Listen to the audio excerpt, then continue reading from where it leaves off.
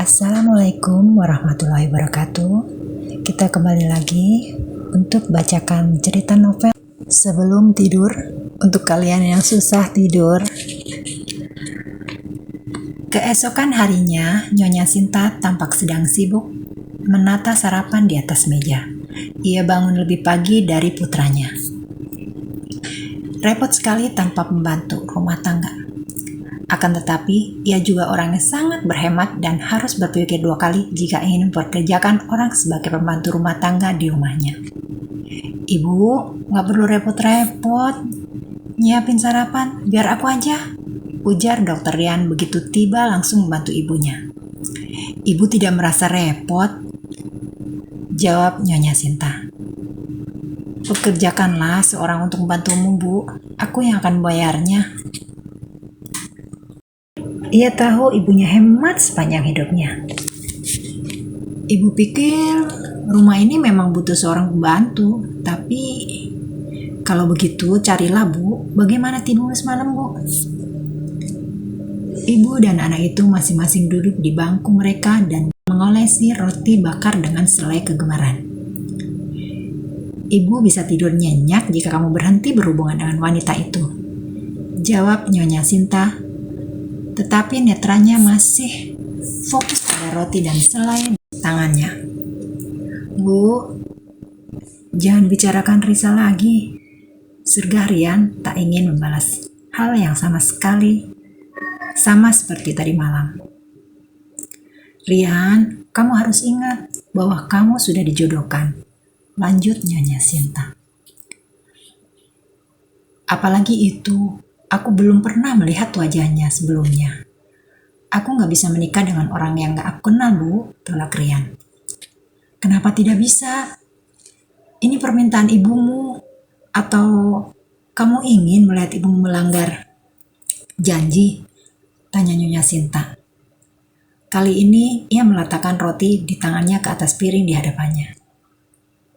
Tapi aku gak yakin Nenek Tantri menganggap janji itu serius, Bu, elak Dr. Rian.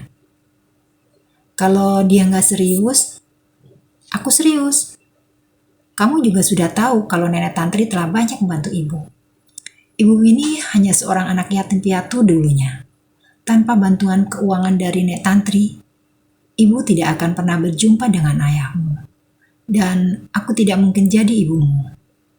Dan aku tidak mungkin menjadi Nyonya Sinta Gunadarma sampai hari ini. Dan jika dia ingin cucunya menikah dengan kamu, bagaimana kamu bisa mintaku untuk menolaknya? Omel Nyonya Sinta pada putranya yang tidak menyetujui perjodohan itu. Dr. Rian melihat raut wajah ibunya mulai berurat.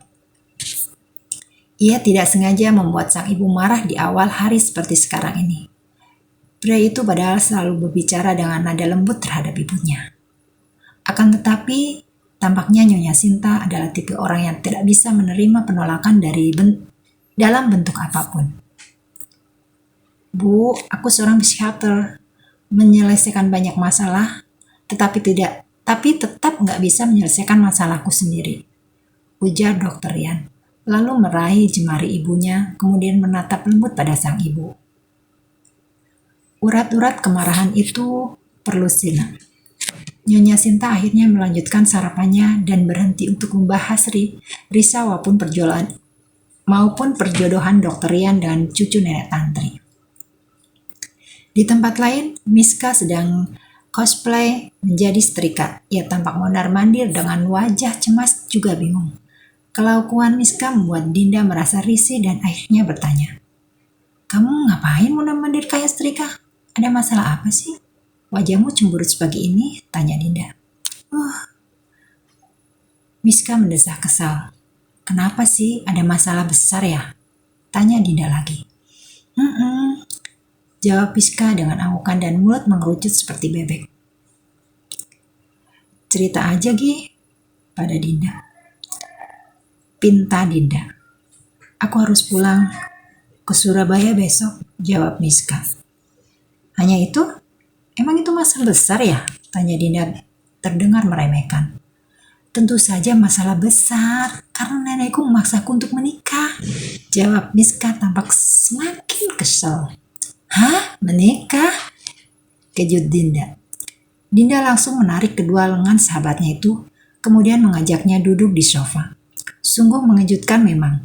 Baru tadi malam Miska di roasting karena jomblo bertahun-tahun, tiba-tiba fakta pagi ini malah kebalikannya. Tidak hanya pacar, Miska bahkan sekarang punya calon suami.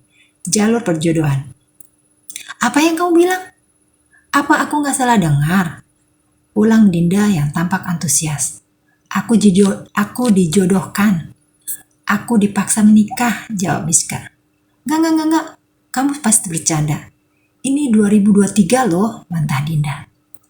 Miska lantas melengos memunggungi Dinda. Ia juga sebenarnya tidak ingin percaya bahwa dirinya telah dijodohkan oleh pria yang sama sekali tidak ia kenal. Namun, ucapan Dinda yang barusan itu tambah seperti sedang mengolok-olok betapa kolotnya keluarganya, sampai-sampai masih ada saja praktek perjodohan semacam ini. Jangan ngambek dong. Aku cuma kaget. Lagian, kenapa harus ada jodoh-jodohan? Emang cowok itu nggak bisa nyari istri sendiri apa? Bujuk Dinda tidak ingin Miska semakin cemberut. Entahlah, ketus Miska. Atau jangan-jangan dia jelek dan cebol. Dinda malah menakut-nakuti Miska, tetapi itu tidak mempan karena Miska sudah tahu rupa pria yang dijodohkan dengan dirinya. Namun bukan fisik si pria yang jadi masalah, tetapi chemistry keduanya yang sama-sama belum kenal. Tidak mungkin bisa jatuh cinta dalam waktu yang singkat. Kamu ingin tahu dia siapa? Tanya Miska. Tentu saja. Siapa dia? Bagaimana wajahnya? Dinda kembali antusias. Kalau begitu, ayo ikut aku, ajak Miska. Diseretnya temannya itu keluar rumah. Kemudian keduanya berjalan ke arah rumah besar nan mewah yang terletak tepat di sebelah rumah Dinda. Miss, kamu ngapain jalan ke sini? Tanya Dinda. Katanya kamu mau lihat wajah orang yang dijodohkan dengan aku. Miska balik bertanya dan masih menggenggam tangan sahabatnya. Pucuk dicinta ulang pun tiba. Pagar setinggi 3 meter tiba-tiba terbuka dan seorang pria tampan keluar dari sana. Cepat pergi! Berbalik! Gugup Miska. Begitu sosok Dr. Rian menoleh ke arah dirinya dan Dinda datang. Ya ampun, ngagetin, ada apa? Tanya Dinda yang langsung balik badan sesuai dengan perintah Miska. Itu orangnya, jawab Miska. Itu Dr. Rian tetanggaku, bodoh, ujar Dinda. Ya memang tetanggamu, siapa bilang dia tetangganya Rahwi Ahmad? So? Dinda masih belum paham. Apa dia sudah pergi? Tanya Miska. Kita harus balik untuk mengetahuinya, jawab Dinda. Dinda pun kembali memutar badan dan ternyata Dr. Rian masih di sana. Pria itu malah tersenyum menyapa tetangganya itu, sehingga Dinda juga membalas senyum tersebut. Pagi, sapa Dinda. Ya ampun, ayo pergi, Miska langsung menarik. Dan keduanya kabur begitu saja. Dr. Rian merasa heran, tetapi tiba-tiba terdengar panggilan ibunya. Rian! Ya bu, apa kamu lusa ada waktu? Tanya si Nyonya Sinta. Kenapa memangnya bu? Tanya Rian balik bertanya. Nenek Tantri menelpon, katanya Miska akan kembali dari Singapura dalam 2 hari lagi. Kamu kan belum pernah bertemu sama Miska, jadi ibu mau kamu ketemu sama dia. Bisa? Pinta Nyonya Sinta pada putranya. Bu, meskipun aku bilang gak ada waktu, ibu akan tetap maksaku untuk menemuinya kan? Itu artinya kamu setuju, oke? Deal? Kamu memang putraku yang paling berbakti, ujar Nyonya Sinta. Dr. Rian hanya menggeleng. Ia juga tidak punya keberanian untuk membantah sang ibu. Di dunia ini, ibunya adalah satu-satunya yang ia punya. Jadi, rasanya tidak tega untuk melihat wajah itu kecewa. Saking gembiranya, Nyonya Sinta langsung menelpon Nenek Tantri untuk mengabari bahwa putranya setuju bertemu dengan Miska lusa. Halo Nek, Rian udah tidak sabar untuk bertemu dengan Miska. Aku yakin mereka akan jatuh cinta pada pandangan pertama. Aku jadi sangat bersemangat melihat anak-anak kita akan segera menikah. Dokter Rian melihat ibunya masuk rumah sembari tertawa dengan orang yang ditelepon. Ia kembali menggeleng. Perasaannya sekarang jadi tidak menentu. Ia tidak menginginkan perjodohan ini, tetapi di sisi lain, ia merasa senang bisa menyenangkan hati ibundanya. Sama halnya dengan Dokter Rian, Miska sendiri juga sangat menolak perjodohan tersebut. Namun, ia juga tidak bisa melawan keputusan neneknya. Jadi, kamu bersembunyi di rumahku karena belum siap bertemu dengan keluargamu, gitu? Tanya Dinda sembari membantu sahabatnya berkemas. Bukan soal bertemu dengan keluargaku, tapi soal perjodohan ini. Aku nggak ngerti. Dia kan sudah punya pacar. Kenapa nenek harus minta aku untuk menikah dengan dia? Keluh Miska. Punya pacar memangnya kenapa? Itu bukan masalah besar. Ada masalah yang lebih besar, yaitu calon mertuamu. Nyonya Sinta Gunadarma, ujar Dinda. Kenapa dengan ibu dokter itu? Tanya Miska penasaran. Anaknya saja menyebalkan, sudah pasti ibunya lebih menyebalkan. Begitu dugaannya. Dia wanita kaya yang kaku dan pelit, nauzubillah. Orang-orang di sini manggilnya si Nyonya Medit, jawab Dinda. Hah? Serius kamu? Kejut Miska. Ih, ini bukan waktunya berjanda kali. Aku dengar kalau dulu uangnya kena tipu. Jadi sekarang dia nggak punya apa-apa, alias Miss Queen. Satu-satunya yang tersisa adalah rumah mewah yang sekarang ditempatin ini. Dinda menggantung ucapannya membuat Miska semakin penasaran. Terus apa? Dia juga masih terbebani banyak hutang. Aku sangat kasihan pada Dokter Rian. Dia harus mengumpulkan banyak uang untuk membantu ibunya membayar hutang. Lanjut Dinda. Oh, aku ngerti sekarang. Jadi, dia harus menikah denganku agar aku dan keluargaku membantu mereka membayar hutang. Terka Miska agak berburuk sangka dengan keluarga Gunadarma jika yang dikatakan Dinda itu benar. Mana aku tahu? Aku kan cuma dengar dari orang-orang. Ralat Dinda kemudian mengedikkan bahunya. Dinda juga tipe orang yang gemar bergosip persis dengan dua sahabatnya yang lain, Sarah dan Niken. Keluarga Gunadarma termasuk warga baru di kompleknya. Mereka setidaknya baru 2 tahun terakhir ini menempati rumah mewah yang terletak tepat di sebelah rumah Dinda. Namun begitu rumor A sampai Z tentang Nyonya Sinta Gunadarma dengan cepat tersebar. Hari yang dikhawatirkan akhirnya tiba. Miska terpaksa pura-pura baru kembali dari Singapura dan pulang langsung ke rumah disambut oleh keluarga yang sangat hangat. Kamu sudah kembali, Miska? Nenek, aku sangat merindukanmu, ujar Miska lalu memeluk erat neneknya. Jangan merayuku. Jika Raka yang menelpon kamu, kamu pasti tidak akan pulang. Benar kan? Sindir nenek. Aku baru saja berkarir, jadi aku ingin menyelesaikan kontrakku, bantah Miska. Iya, suka-suka kamulah. Sana temui orang tuamu, perintah nenek tantri pada cucu manjanya itu. Miska kemudian memeluk ibu dan ayahnya secara bergantian. Ketiganya saling menanyakan kabar dan saling mengomentari penampilannya. Sampai sang nenek meminta mereka untuk duduk dan berbicara. Sudah kangen-kangennya. Mari bicara soal serius, duduklah, perintah nenek tantri pada anak menantu dan cucunya. Soal serius apa, Nek? Tanya Miska pura-pura tidak paham. Aslinya ia sudah mendengar kalau neneknya itu pasti akan ngomongin soal perjodohan dirinya dengan pilihan neneknya. Katakan bahwa kamu akan menerima perjodohan dengan anak Nyonya Sinta, bukan? Tanya nenek tantri pada cucunya yang menja itu. Nek, aku gak mau menikah. Dengan Dokter Rian, jawab Miska. Miska, kamu gak boleh begitu. Aku sudah berjanji pada mereka. Jika kamu tidak menikah, aku akan mati, gertak sang nenek. Tapi Nek, Dokter Rian itu sudah punya pacar. Pacarnya seorang artis bernama Marisa. Dan orang-orang juga bilang kalau Dokter Rian sebenarnya kesulitan ekonomi dan punya banyak hutang.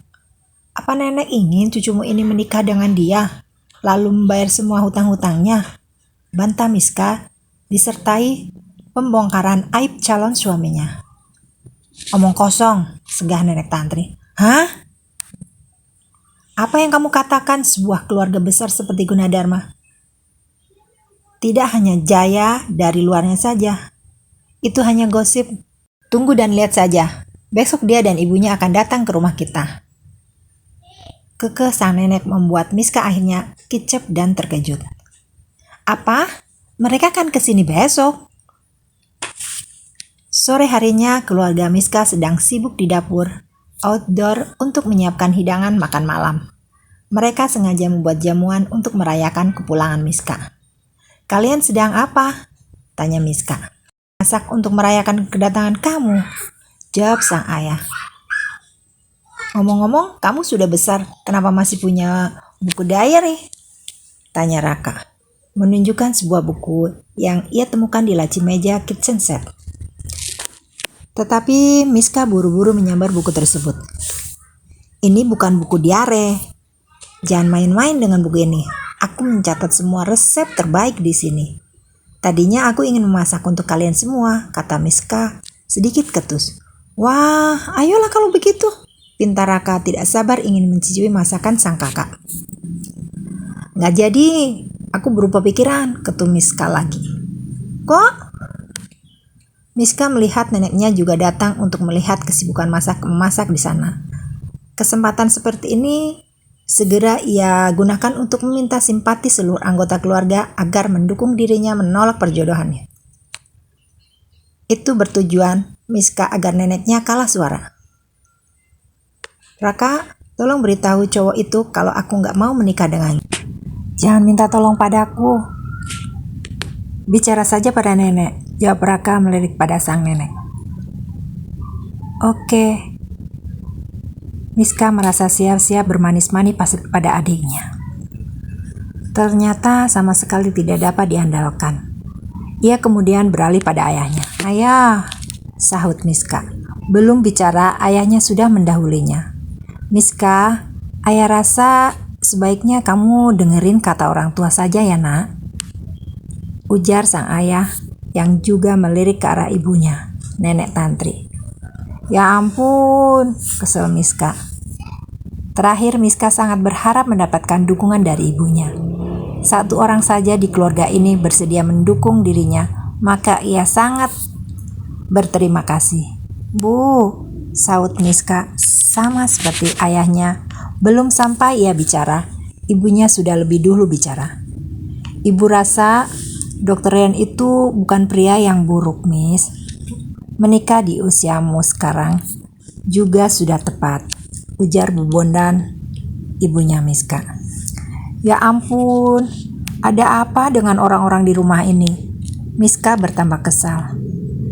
Nihil tak seorang pun berani menentang nenek demi berada di pihaknya. Semua orang seolah memaksa agar menikah dengan pria yang tidak ia kenal, yaitu Dokter Rian. Miska, panggil Raka. Apa? Ketus Miska. Menikahlah dengan Dokter Rian. Jika kamu menikah dengan Dokter Rian, kamu bisa jadi mak comblang untuk aku dan Tiffany, keponakan Dokter Rian, bujuk Raka full modus. Nah, pasti ada maunya dasar, ujar sang ayah menonyor pipi putranya. Raka, jangan manfaatkan kakakmu, ujar sang ibu sembari menatap ayam pop ke dalam wadah. Kesal, Miska pun jadi tidak mood membantu keluarganya memasak. Ia dengan langkah dihentak-hentak meninggalkan dapur. Akan tetapi neneknya segera menghentikannya. Mau kemana? Tanya nenek Tantri. Nek, aku mohon please. Miska menyatukan kedua telapak tangannya dan menggosok-gosok agar Neneknya luluh. Baiklah, siapapun yang setuju denganku, angkat tangan. Perintah sang nenek melakukan voting agar dirasa adil setelah mengetahui hasilnya. Awalnya Pak Bondan, Bu Bondan, dan Raka hanya diam. Tidak ada yang mengangkat tangan. Miska mulai melihat sedikit harapan dan nyaris tersenyum. Namun, tiba-tiba secara perlahan-lahan, satu persatu dari ketiganya mengangkat tangan mereka. Pupus sudah harapan Miska. Seluruh anggota keluarganya benar-benar menginginkannya. Perjodohan tersebut dilanjutkan. Bagaimana? Nenek Tantri terkekeh karena menang voting. Kalian semua, oke lah. Mulai hari ini, aku akan ingat bahwa gak ada satupun orang yang di keluarga ini yang simpati padaku, kesal Miska. Melihat Miska yang frustasi membuat Pak Bondan tidak tega. Pria itu segera menghampiri sang putri untuk sedikit memberi penghiburan bahwa dirinya sebagai ayah sebenarnya sangat simpati. Miska, nak, tunggu dulu. Bukan ayah gak simpati padamu, ujar Pak Bondan terjeda. Gak usah menghiburku ayah, sambar Miska kadung kesal. Miska, ujar Raka terhenti. Halah, bullshit kau Raka, sentak Miska. Gadis itu pun ngeloyor pergi dengan perasaan kesal. Melihat sang putri sepertinya begitu kecewa, Bu Bondan juga merasa sedih. Bu, sebut Bu Bondan pada ibu mertuanya. Kenapa? Kamu terlalu manjakan dia bukan? Karena itulah dia jadi begitu, cibir ibu mertuanya. Ya Bu, ini salahku. Tapi jika Miska tidak mau menikah, untuk apa kita memaksa dia? Bujuk Bu Bondan sebenarnya sangat bersimpati pada Miska. Percayalah padaku, aku sudah pilihkan yang terbaik untuk putrimu, jawab Nenek Tantri, optimis jika Dr. Yan adalah suami yang paling tepat untuk membuat cucunya bahagia dunia dan akhirat. Dr. Yan dan ibunya pergi ke Surabaya untuk bertemu dengan Miska dan keluarganya. Keduanya disambut dengan hangat oleh Nenek Tantri dan yang lain. Tidak ada oleh-oleh yang sengaja dibawa. Meskipun demikian, keluarga Nenek Tantri menyiapkan jamuan untuk ibu dan anak tersebut. Akhirnya datang juga. Mari masuk, sambut Nenek Tantri yang sudah sejak pagi tadi duduk di teras rumah. Apa kabar Nek? Pak Bondan, sapa Nyonya Sinta yang dijawab dengan anggukan dan senyuman ramah oleh Pak Bondan. Baik, duduk mari. Terima kasih. Ruang tamu, ruang mewah. Keluarga Crazy Rich ini berjasa besar pada masa muda Nyonya Sinta, terutama Nenek Tantri. Pergi ke Surabaya juga sama halnya pulang kampung bagi ibu Dr. Yan tersebut. Meski begitu, ia adalah yatim piatu, sehingga satu-satunya keluarga yang ia punya di Surabaya hanyalah Nenek Tantri saja. Kalian datang jauh-jauh, pasti lelah bukan? Tanya Nenek Tantri.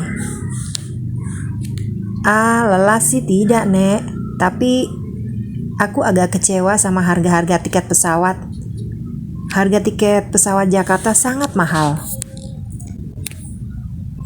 Ini hanya perjalanan dekat, tapi ngabisin uang jutaan, keluh wanita piyayi itu. Ibu, setelah Dr. Yan, tidak enak pada Nenek Tantri dan keluarganya. Kenapa? Memang benar mahal kok, jawab Nyonya Sinta, yang tidak malu bersikap perhitungan seperti itu di depan keluarga calon besan. Tante, lain kali biar aku aja yang jemput kalian. Tapi lain kali ajak Tiffany ya, hehehe. Celetuk Raka. Manis sekali, tapi tidak usah repot-repot. Cukup kirimkan uang saja untuk beli tiket pesawatnya ya, jawab Nyonya Sinta. Ibu, sergah Dr. Yan. Ngomong-ngomong, di mana calon mantuku Miska? Nyonya Sinta yang sedari tadi tidak melihat Miska datang, menyambut kedatangan dan putranya pun akhirnya memutuskan untuk bertanya. Ada, Raka, panggil Miska, perintah Nenek Tantri pada cucu lelakinya. Siap. Baru saja Raka berdiri untuk pergi memanggil Miska. Tiba-tiba Bu Bondan muncul dengan raut wajah yang memucat. Tampaknya ada sesuatu yang mengkhawatirkan dan situasi tersebut segera disadari oleh Nenek Tantri. "Ada apa?" tanya Nenek Tantri pada menantunya. "Miska nggak ada di mana-mana," jawab Bu Bondan dengan suara lirih di samping ibu mertuanya. "Hah?" Nenek Tantri langsung terkejut. Wanita tua itu pun merapatkan duduknya dengan sang menantu dan menggunakan suara rendah dan berbisik kemudian. "Kamu yang benar kalau ngomong," ucap Nenek Tantri tak percaya. "Beneran, Bu, aku nggak tahu kemana Miska pergi. Tapi dia meninggalkan pesan ini," jawab Bu Bondan sembari membuka lipatan secari kertas di tangannya. "Coba aku lihat." Nenek Tantri mengambil secari kertas dari tangan menantunya. Di atas kertas berwarna putih tersebut benar-benar terdapat tulisan tangan Miska. "Aku butuh waktu meyakinkan diriku kalau Dr. Rian adalah orang baik. Jika aku sudah yakin, aku berjanji akan menikah dengan dia," tulis Miska. Orang-orang di ruangan itu pun semua melihat ke arah Nenek Tantri yang sedang membaca pesan yang ditulis Miska. Ia membacanya di dalam hati. Kemudian setelah selesai membaca, ia jadi bingung bagaimana mengatakannya kepada Nyonya Sinta juga Dr. Rian. "Kemana Miska pergi, Nek?" tanya Nyonya Sinta. Dia ada pekerjaan mendadak, jadi dia langsung pergi. "Seperti itulah Miska, kalau soal kerjaan selalu saja cepat kilat," jawab Nenek Tantri beralasan. "Pekerjaan apa, Nek?" "Dia baru saja kembali," ucap Raka terhenti ketika sebuah bantal sofa melayang dan mengenai tepat di wajahnya. "Buk," Nenek Tantri tampak menatap nyalang dan kesal pada cucu lakinya itu. "Kalau aku bilang ada kerjaan, ya ada kerjaan," bentak sang nenek kemudian. Bu Bondan pun ikut geram. Diam-diam mencubit putranya yang tidak bisa diajak kompromi. Celetukan Raka nyaris saja membuat sekeluarga kehilangan muka di depan Nyonya Sinta dan Dr. Rian. "Aku minta maaf ya, padahal kamu dan Rian sudah jauh-jauh datang ke sini. Tapi aku berjanji, bila nanti Miska sudah selesai dengan pekerjaannya, aku yang akan ke tempat kalian membawa Miska, oke?" ucap Nenek Tantri meminta maaf pada calon mertua Miska. "Aduh, sangat disayangkan," sesal Nyonya Sinta. Riak wajahnya tidak dapat menyembunyikan kekecewaannya.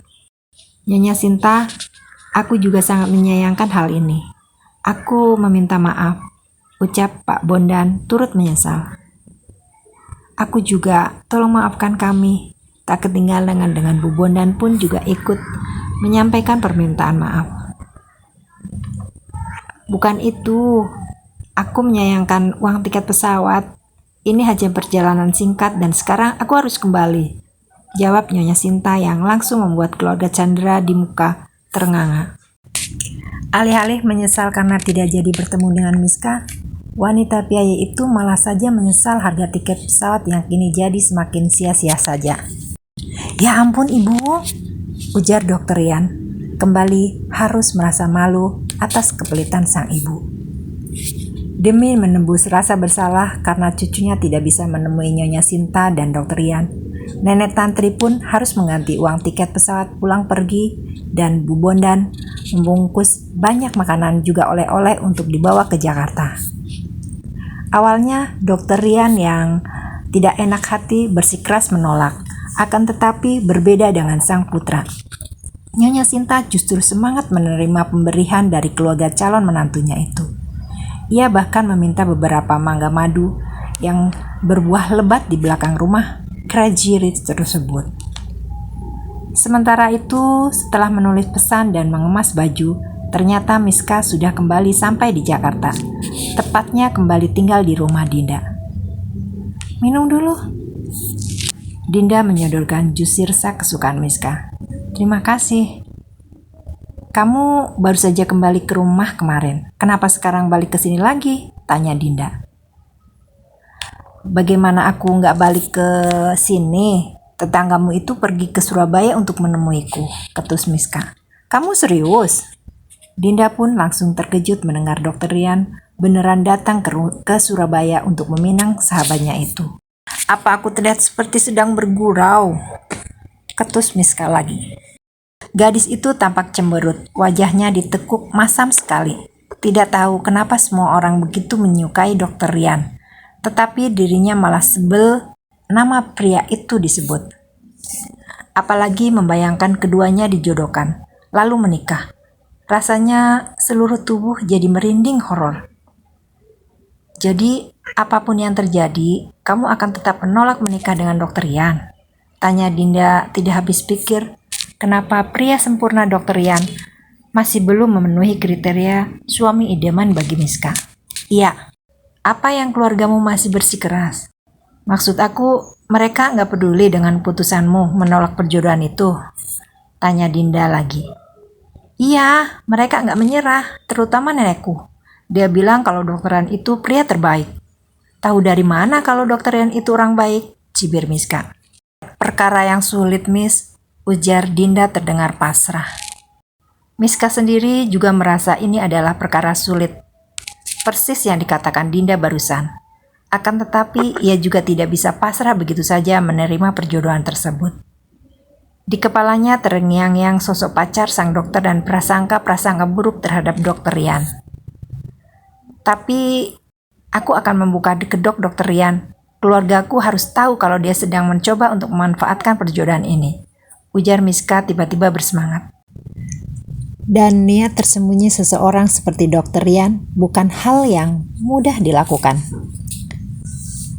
Apapun itu, pokoknya aku harus mencari jalan untuk bisa dekat dengan keluarga Gunadarma, keluh Miska. Ngawur, kamu pikir itu mudah? Aku yang tetanggaan selama 2 tahun aja nggak tahu banyak tentang keluarga itu. Kecuali kalau kamu tinggal satu atap dengan mereka, balas Dinda. Ingin sahabatnya itu pun melupakan satu tujuan bodohnya itu. Hah? Emang bisa? Tanya Miska. Sedang berdebat tentang cara mengetahui semua tentang Dokter Rian. Tiba-tiba Dinda tergagap ternganga melihat hal paling mengejutkan saat ia berada di dalam rumahnya. Ya ampun. Ngumpet, Miss, perintah Dinda. Ngumpet? Kenapa? Miska bingung. Ada Dokter Rian, ngumpet. Tunjuk Dinda pantulan kaca yang menunjukkan saat ini ibunya bersama dengan Nyonya Sinta dan Dokter Rian tengah berjalan menuju ruang tamu, tepat di mana dirinya dan Miska berada sekarang. Ya ampun, kenapa tiba-tiba dia di sini? Miska dan Dinda kelabakan, tidak dapat berpikir dengan baik karena tergesa-gesa. Miska bukannya naik ke lantai 2 malah masuk ke dalam toilet, sementara Dinda berdiri mematung di tengah-tengah ruang tamu. Aku membawa telepon untuk kamu dan Dinda. Ini, cobalah. Nyonya Sinta memberikan sebesek kecil berisi telepon jumbo sebesar bola pingpong. Ia tidak sedermawan hari ini biasanya. Bukan tanpa alasan, itu karena telepon tersebut terlalu banyak di rumahnya. Salah satu oleh-oleh yang dibungkuskan Bu Bondan untuknya. Terima kasih, ujar Tante Indah menerima besek berisi telepon tersebut.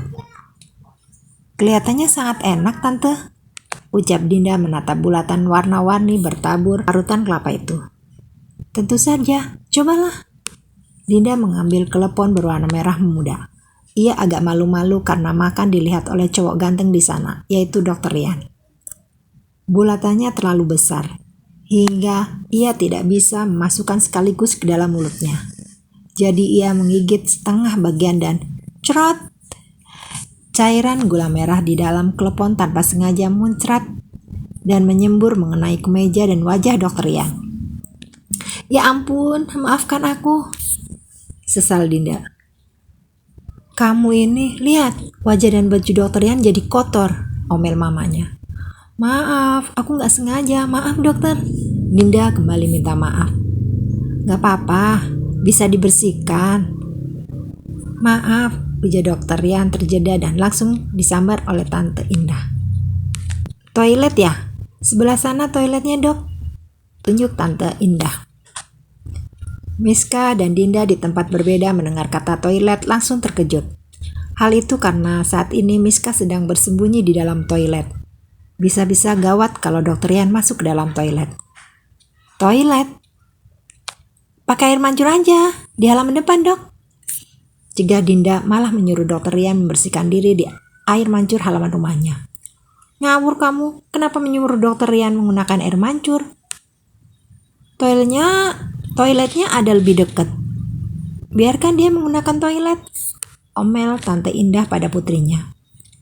Silakan, Dok, Tante Indah mempersilahkan. Terima kasih, permisi. Dokter Yan melebarkan langkah menuju toilet. Di dalam sana, Miska sedang kelabakan, takut ketahuan. Ia ingin bersembunyi di dalam kabinet di bawah wastafel, tetapi tubuhnya terlalu tinggi hingga sedikit menunduk pun tetap tidak muat. Ia tidak melihat tempat yang bisa digunakan untuk bersembunyi lagi, kecuali tirai mandi. Di sini saja, dia nggak mungkin juga akan mandi kan? Gumam Miska. Ceklek. Dokter Yan terlihat masuk ke dalam toilet. Benar saja, ternyata pria itu hanya menggunakan wastafel saja untuk mencuci muka dan tangan. Setelah selesai, ia pun segera keluar dan Miska menjadi lega karena tidak ketahuan. Astaga, kamu? Kejut Dokter Yan. Ketika keluar dari toilet, Dinda sudah berdiri di sisi pintu. Hehehe, aku takut Dokter Yan tersesat. Apa sudah selesai? Tanya Dinda. Sebenarnya ia khawatir kalau keberadaan Miska ditemukan oleh Dokter Yan. Iya sudah, jawab Dokter Yan. Mari Dok, aku tunjukkan jalan ke ruang tamu, ucap Dinda mempersilakan. Terima kasih. Begitu keduanya meninggalkan area sekitar toilet, Miska buru-buru keluar dari toilet dan bersembunyi di tempat lain untuk menguping pembicaraan Nyonya Sinta dan Tante Indah. Siapa tahu dengan begitu ia akan mendapatkan informasi tambahan tentang keluarga Gunadarma. Apa kamu menyukai klepon yang kubawa? Tanya Nyonya Sinta kepada wanita yang terlihat beberapa tahun lebih muda darinya. Tante Indah. Suka, sangat enak, jawab Tante Indah.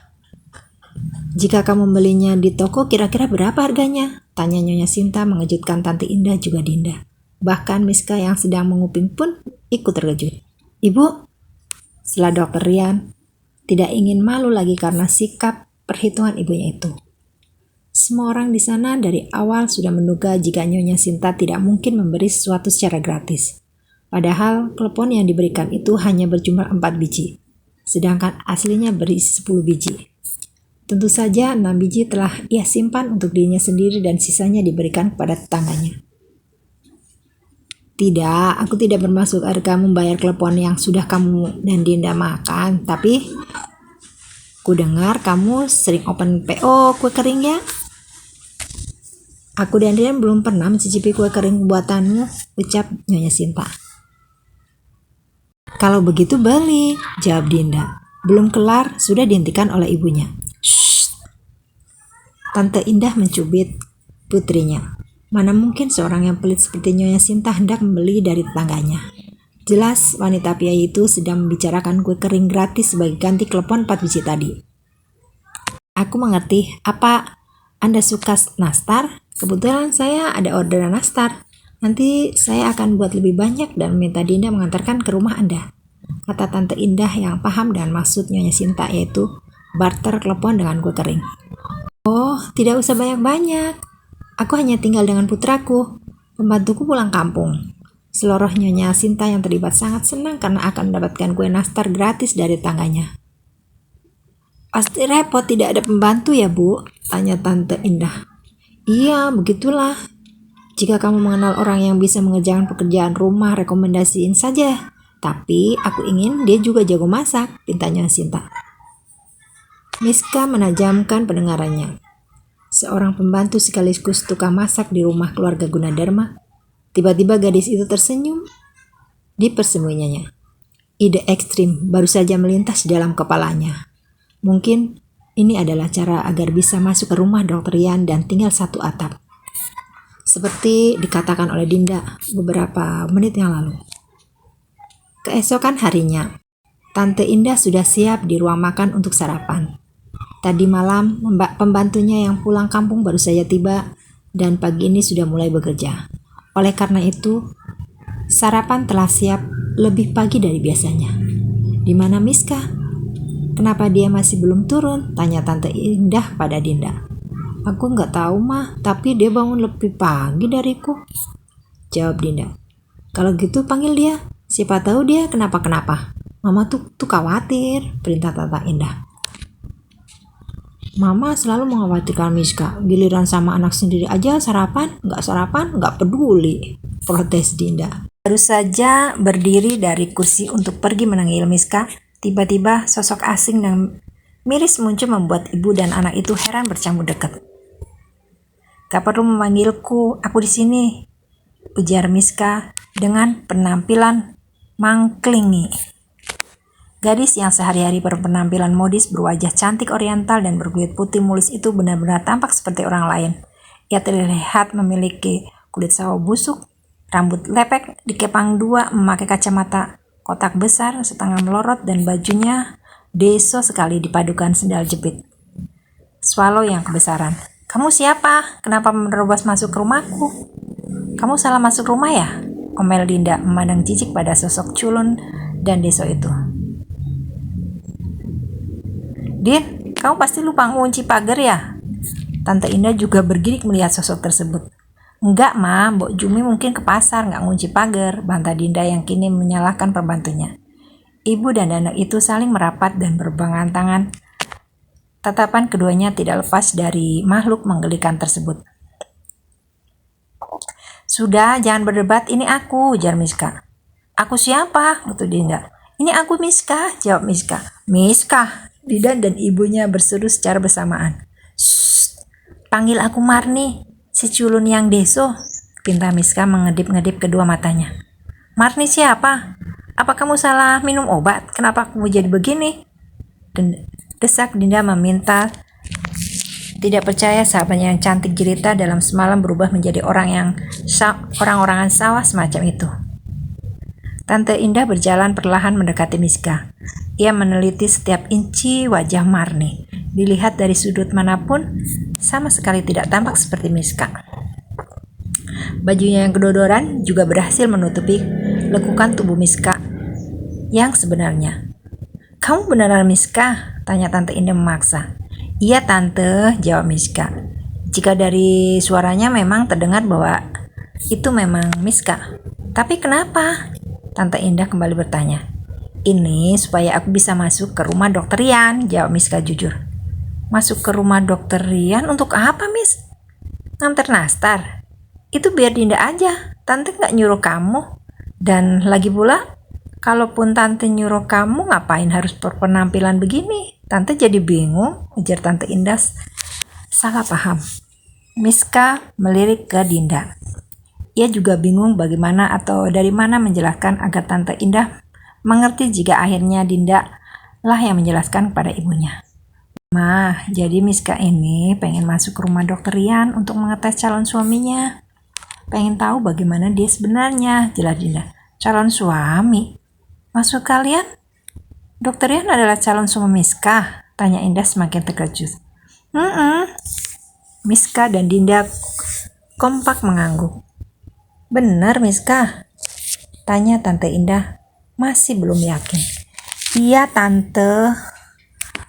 Tapi aku butuh bantuan Tante dan Dinda, jawab Miska. Miska meminta tolong agar Tante Indah membawa ke rumah Dokter Rian untuk mendasikin sebagai pembantu rumah tangga di sana. Tante Indah dan Dinda akhirnya mengantar Miska dalam bentuk Marni ke rumah Dokter Rian untuk melakukan interview sebelum diterima sebagai pembantu rumah tangga di rumah besar itu. Marni menjawab semua pertanyaan dengan tuntas dan Nyonya Sinta sangat senang melihat ekspresi ceria gadis deso tersebut. Tetapi semangat dan ceria saja tidak cukup. Nyonya Sinta membutuhkan seorang yang piawai memasak dan Marni harus dites untuk itu. Ini dapurnya. Aku akan mengetes kamu dengan memasak sesuatu. Jika kamu lulus, maka kamu akan diterima bekerja di sini, kata Nyonya Sinta. Menunjukkan dapur di dalam rumahnya. Tentu saja Nyonya, aku akan memasak. Apa yang ingin Anda masak? Tanya Marni masih didampingi Tante Indah dan Dinda yang belum pulang sebelum memastikan ia diterima bekerja di rumah Dokter Rian. Salad buah, kare udang, kakap merah, steam Hongkong, cumi goreng tepung, kepiting asam pedas, dan sop tahu sayur asin. Kelihatannya cukup, jawab Nyonya Sinta sembari membayangkan makanan favoritnya tersaji di atas meja. Wajahnya begitu berbinar senang karena ia adalah orang yang berhemat, sehingga makanan-makanan tadi sangat jarang dimakannya meskipun ia sangat menyukainya. Oke, Marni menengadahkan tangan kanannya sebagai tanda meminta sesuatu pada Nyonya Sinta. Apa? Tanya Nyonya Sinta. Uang, jawab Marni. Rupanya ia minta uang untuk membeli bahan-bahan yang akan digunakan memasak makanan yang tadi disebutkan oleh Nyonya Sinta. Uang apa? Ketus Nyonya Sinta. Uang untuk belanja bahan-bahannya, Nyonya, jawab Marni. Oh iya, kenapa aku harus mengeluarkan uang? Bukankah aku memintamu untuk mencoba saja jika kamu gagal membuatnya? Dan anjing saja tidak mau makan, bukankah itu artinya aku membuang uangku? Omel Nyonya Sinta sehingga menolak memberikan uang sepeser pun pada Marni. Sikap pelit dan tidak masuk akal ini langsung membuat Tante Indah dan Dinda merinding. Tidak menyangka ada orang kaya yang seperti Nyonya Sinta.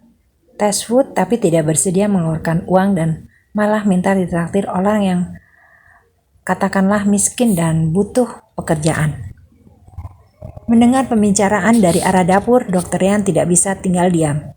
Ia lagi-lagi harus menahan malu karena kejadian pelit sang ibu. Jadi segera ia pergi ke dapur untuk pura-pura menyapa tetangganya yang juga berada di sana. Selamat pagi Tante Indah, sapa Dr. Rian. Pagi dok, jawab Tante Indah. Ia langsung merasa lega akan kedatangan anak dari Nyonya Sinta si pelit ini.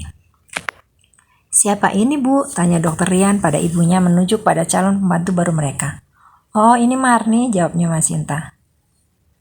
Dokter, aku yang membawanya untuk melamar sebagai pembantu di sini, sela Tante Indah.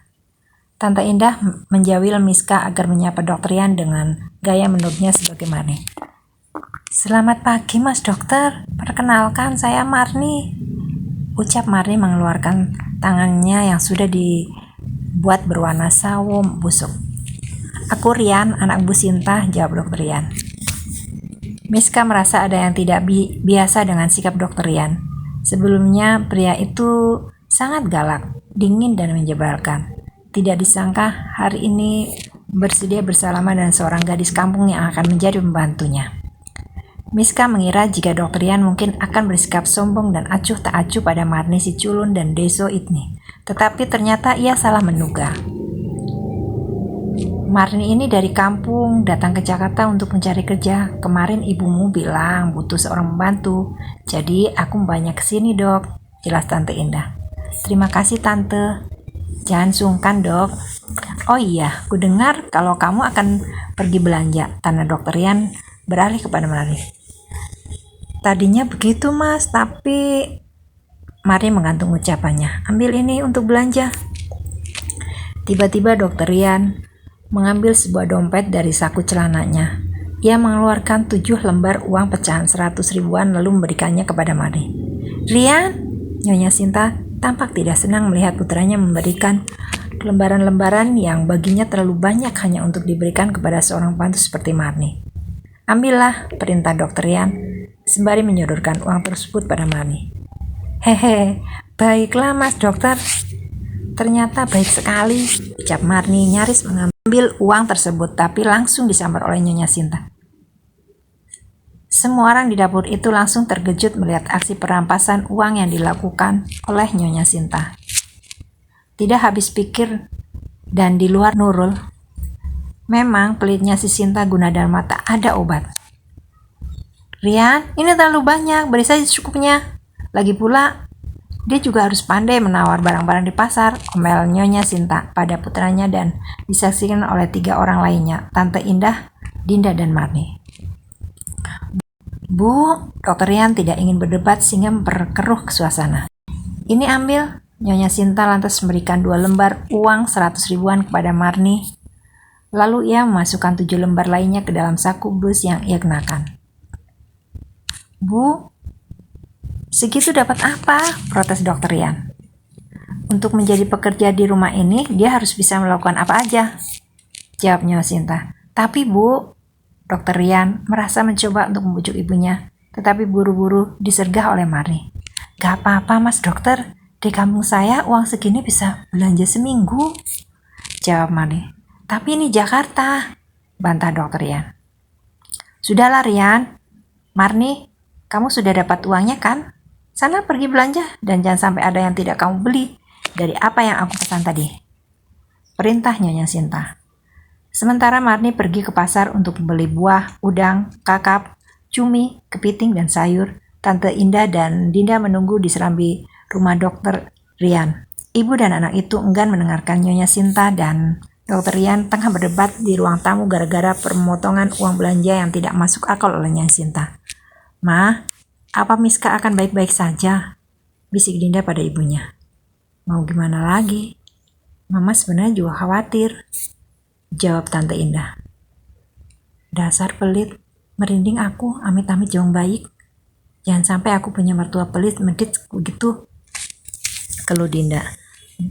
Baru dibicarakan, tiba-tiba Nyonya Sinta muncul dan menyuruh keduanya untuk masuk kembali ke dalam rumah untuk minum teh sembari menunggu Marni kembali dari pasar dan masak.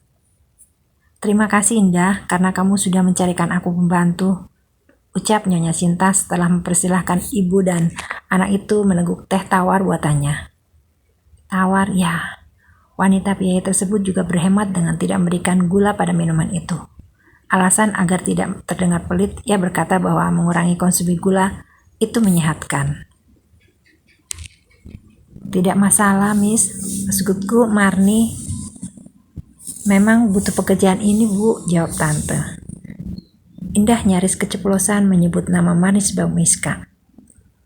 Tante jangan khawatir, Marni itu meskipun kelihatan culun dan deso, tapi dia sangat cekatan, masakannya juga enak. Aku jamin, dia nggak akan membuat masalah apapun. Dukung Dinda mempromosikan sahabat agar dia diterima bekerja di rumah dokter Rian. Baru saja dipromosikan bahwa Marni tidak akan membuat masalah apapun, tiba-tiba, Bu apa ini? Celetuk Nyonya Sinta mencium bau sangit yang tajam. Asap,